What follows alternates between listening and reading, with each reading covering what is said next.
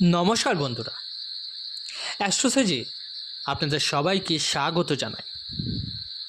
প্রিয় মেষ রাশির বন্ধুগণ, 1 মে থেকে 31 মে পর্যন্ত আজকে আমি সম্পূর্ণ মাসিক রাশিফল অর্থাৎ মান্থলি হরোস্কোপ নিয়ে আপনাদের সামনে হাজির হয়েছি।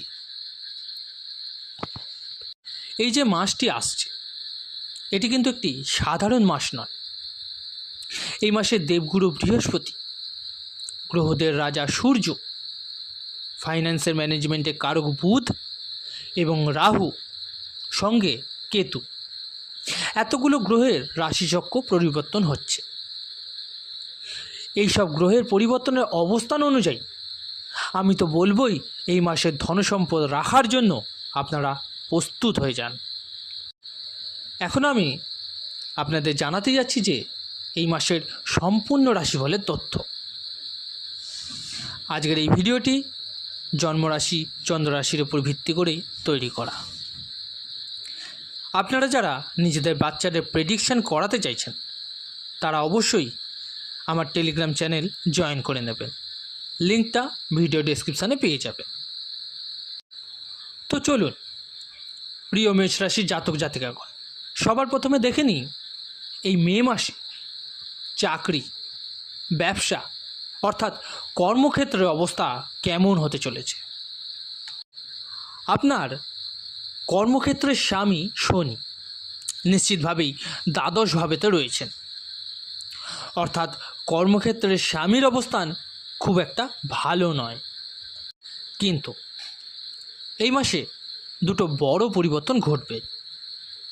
প্রথমত, কর্মক্ষেত্রে মঙ্গলের দৃষ্টি রয়েছে। 14 মে পর্যন্ত মঙ্গল কর্মক্ষেত্রে আপনাকে নতুন চাকরি, ব্যবসার সুযোগে বৃদ্ধির দিকেই এগিয়ে নিয়ে যাবে। 14 মে পর্যন্ত মঙ্গল আপনার অবস্থানকে ওপরে তোলার চেষ্টা করবে। আপনি যেই কাজ করবেন তার মূল্য, গুরুত্ব ভালো হবে, কিন্তু খুব বড় কোনো পরিবর্তন হবে না।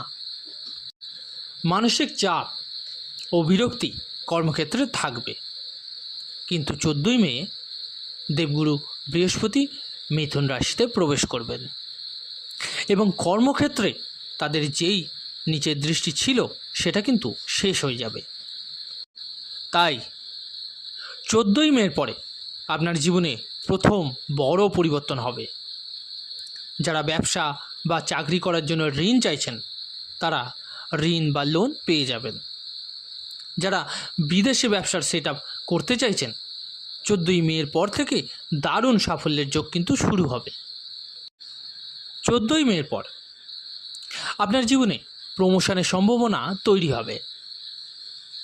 সিনিয়রের সমর্থন খুব ভালো পাওয়া যাবে, আর বাকি থাকা প্রভাব পুরোপুরি পূর্ণতা দেবে রাহু, যখন 18 মেতে তার তিনি আয়ভাবে ঢুকে যাবেন।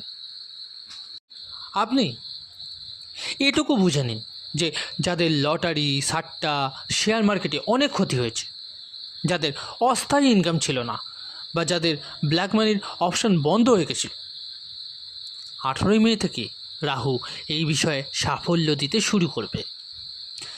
এই কারণেই তো আমি বলেছি এটি একটি অত্যন্ত দুর্দান্ত রাশিফল, কারণ 4-5টা গ্রহ মধ্যে খুব বিশেষ পরিবর্তন ঘটতে চলেছে। এখন আপনার বিদেশ যাত্রার অবস্থা কেমন থাকবে? সোজা কথা, 18 মেতে রাহু আয় ভাবেতে প্রবেশ করবে।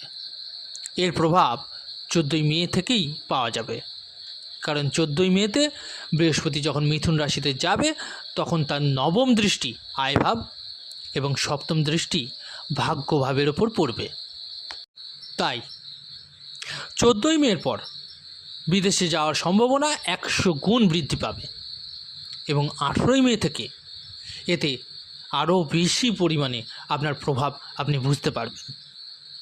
যাদের বিদেশ যেতে হবে, পাসপোর্ট, ভিসা, গ্রিন কার্ড ইত্যাদির কারণে যারা খুবই ডিস্টার্ব ও চিন্তিত ছিলেন তারা একদম চিন্তা করবেন না, 14 মের পরেই এই বিষয় সমাধান হয়ে যাবে।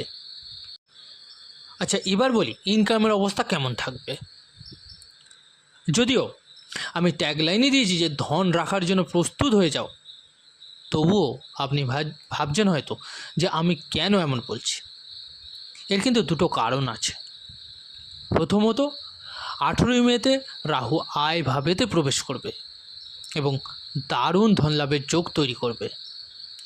যেমন আমি বললাম আপনাকে, ব্ল্যাক মানি হোক, হোয়াইট মানি হোক, বিদেশ থেকে সংক্রান্ত যে কোনো ধরনের কাজ হোক, সব দিক থেকে আপনার অর্থপ্রাপ্তির যোগ খুলে যাবে। 14ই মেতে বৃহস্পতি আয় ভাবকে দৃষ্টিতে আনবে, ফলে এখান থেকে ধনের প্রবাহ শুরু হয়ে যাবে। মঙ্গল অষ্টম দৃষ্টিতে আয় ভাবকে দেখেই চলেছে এবং ধনভাবের মালিক হলো উচ্চের শুক্র। তাই শুধু ধৈর্য ধরুন। আপনার জীবনে 14ই মে পর্যন্ত ইনকাম চলতেই থাকবে, কিন্তু 14ই মের পর তা ঝড়ের মতো তীব্র গতিতে শুরু হয়ে যাবে। আর ইনকাম শুরু হওয়ার সঙ্গে সঙ্গেই আপনার জীবনে 7ই মের পর ধীরে ধীরে লোন এবং ঋণের সমাপ্তি ঘটানো শুরু করবেন আপনি নিজেই। 26শে মের পর যখন বুধ আপনার জীবনে তৃতীয় ভাবেতে যাবে, তখন কী হবে, আপনার যোগাযোগ বা সম্ভাবনাও মানুষের সঙ্গে যে ভালো হয়ে যাবে, আপনার মানুষের সঙ্গে সদ্ব্যবহার শুরু করবেন। আচ্ছা, এবার বলি আপনার বৈবাহিক জীবন কেমন থাকবে। এই মুহূর্তে প্রিয় মেষ রাশির জাতক জাতিকাগণ, আপনাদের বৈবাহিক জীবন নিয়ে সময়টা খুব একটা ভালো চলছে না। একদিকে সূর্য সপ্তম ভাবেতে নিজ দৃষ্টি দিচ্ছে, উপরন্তু গোচরে চতুর্থ ভাব থেকে সপ্তম ভাবের ওপর মঙ্গলের দৃষ্টি। মানুষ আর কী বা করবে। তাই আমি একদম পরিষ্কার এবং স্পষ্ট বলে দিচ্ছি, 14ই মেতে বৃহস্পতি যখন তৃতীয় ভাবেতে যাবে, তখন তার শুভ দৃষ্টি সপ্তম ভাবের ওপর পড়বে এবং 15ই মে থেকে সূর্য দ্বিতীয় ভাবেতে চলে যাবে। তাই 14ই মের পর যাদের বিয়ে হচ্ছিল না তাদের বিয়ে হয়ে যাবে। যাদের শ্বশুরবাড়ির পক্ষ থেকে মতভেদ বা ডিস্টার্বেন্স ছিল, তা কিন্তু ঠিক হয়ে যাবে। 15ই মে থেকে লাভ লাইফের অবস্থাও ভালো হয়ে যাবে। লাভ টু ম্যারেজের চান্স খুব ভালো তৈরি হবে। যাদের লাভ লাইফ নষ্ট হয়ে গেছিলো, সেপারেশন ছিল, মতভেদ ছিল, তাও কিন্তু ঠিক হয়ে যাবে। দ্বিতীয় বিয়ের চান্স খুব ভালো যোগ তৈরি করছে। আর যারা চান ডিভোর্স নিয়ে নতুন জীবন শুরু করতে, তাদের জন্য 18ই মের পর সাফল্যের সম্ভাবনা তৈরি হচ্ছে। যদিও 18ই মের পর একটু বেশি ফোকাস করতে হবে আপনার বৈবাহিক জীবনের ওপর। তবে এটা মনে রাখতে হবে, এই মাসে কোথাও থেকে বৈবাহিক জীবন পুরোপুরি খারাপ নয় কিন্তু। আচ্ছা, এবার বলি আপনার জমি, বাড়ি, গাড়ি, সম্পত্তির অবস্থা কেমন থাকবে।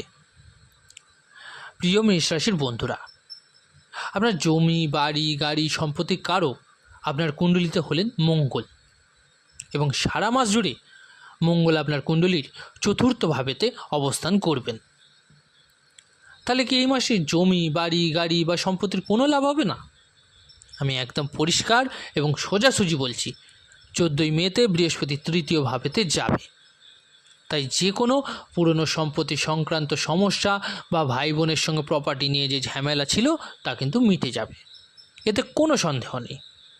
আর যাদের সম্পত্তি তৈরি হচ্ছিল না, যাদের মায়ের স্বাস্থ্য নিয়ে প্রচুর সমস্যা ও অর্থ অপচয় হচ্ছিল, তারা 18ই মে পর্যন্ত অপেক্ষা করুন। 18ই মের পর বাড়িতে কনস্ট্রাকশনের কাজ শুরু হয়ে যাবে। 18ই মের পর যদি আপনার বাড়ির কেউ দখল করে দেখেছে, তাহলে তার সমাধানও হয়ে যাবে। মানে আপনি আইনি জটিলতা থেকেও মুক্তি পাবেন। 18ই মের পর গৃহপ্রবেশ বা দামি গাড়ি কেনার যোগ অত্যন্ত ভালো। একটু ধৈর্য ধরলে ক্ষতি কী? আমি তো গ্রহদের গোচর অনুসারে ফল বলছি।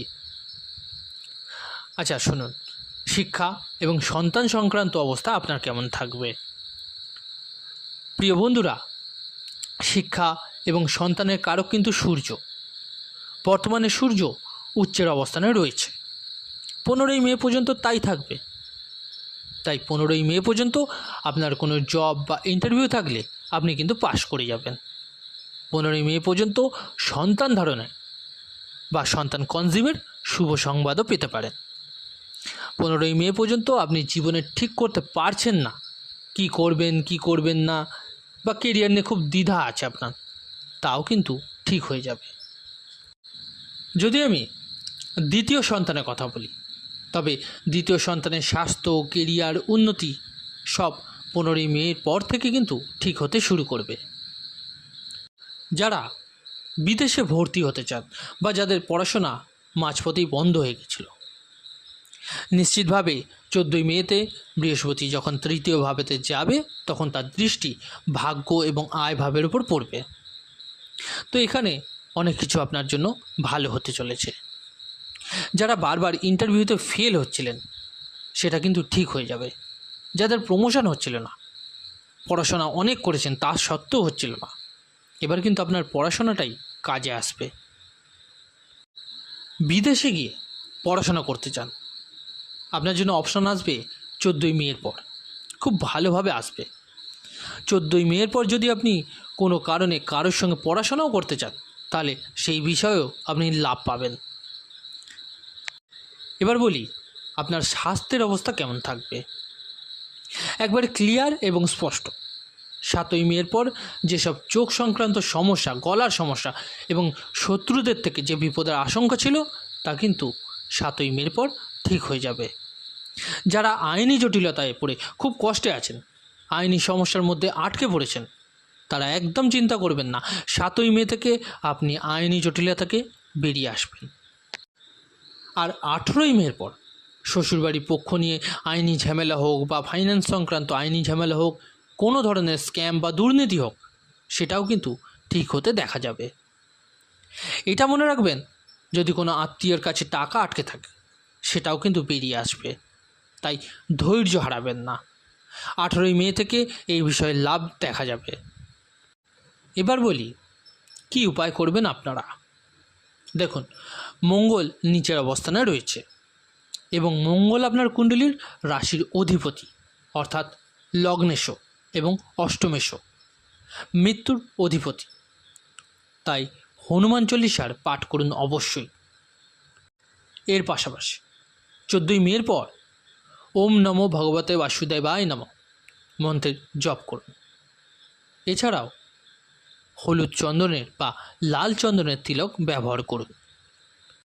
আমি আশা করি এই সব প্রভাব খুব দ্রুত আপনার জীবনে পড়বে এবং ব্যাপকভাবে পড়বে, যাতে আপনি যত তাড়াতাড়ি সম্ভব আপনার সমস্যা থেকে মুক্ত হতে পারেন। আশা রাখি আমার দেয়া তথ্য আপনাদেরকে সন্তুষ্ট করতে পেরেছে। তো বন্ধুরা, ভিডিওটি কেমন লাগলো জানাতে ভুলবেন না অবশ্যই কমেন্ট করে। ভালো লেগে থাকে লাইক ও শেয়ার করতে ভুলবেন না। আর যে সকল বন্ধুরা নতুন শুনছেন তারা অবশ্যই চ্যানেলটিকে সাবস্ক্রাইব করে নেবেন। ধন্যবাদ।